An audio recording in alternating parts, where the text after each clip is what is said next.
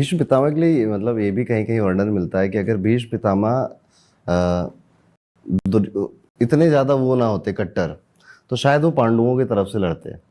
ठीक है, और फिर पांडु आराम से वैसे भी जीतते कृष्ण की वजह से, लेकिन फिर शायद ये युद्ध ही ना होता, और भीष्म पितामह होने की वजह से पांडवों के साइड पे पांडवों को कभी वनवास भी ना जाना पड़ता, द्रौपदी का कभी चीरहरण ही ना होता। क्योंकि भीष्म पितामह जब कोर्ट यार्ड में थे वो इतने पावरफुल थे, क्योंकि उन्होंने राजा बनने की उन्हें ज़रूरत नहीं थी, उन्होंने सब थे बेसिकली।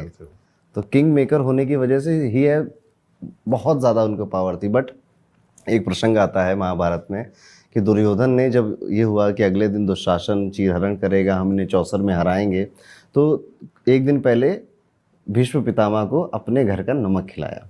ठीक है, और उस नमक में कहा जाता है कुछ मिलाया, कुछ मैजिक किया या XYZ, जिस वजह से जब कोर्ट यार्ड में सब कुछ हो रहा था, द्रौपदी चिल्ला रही थी, चीख रही थी, तो भीष्म पितामह चुप थे वहाँ पे। इसीलिए कहा जाता है कि मैंने तुम्हारा नमक खाया है। ठीक है, ओके। तो यहाँ से ये बात भी एक आती है। अदरवाइज भीष्म पितामह तो मेरे ख्याल से एक मॉरल है बहुतों के लिए, कि एक पुत्र कैसा होना चाहिए, एक संरक्षक कैसा होना चाहिए, एक पितामह कैसा होना चाहिए। भीष्म पितामह के इसी कहानी में सबने बाहुबली देखी होगी। करेक्ट। तो वो कटप्पा वाला पॉइंट भी है। हाँ।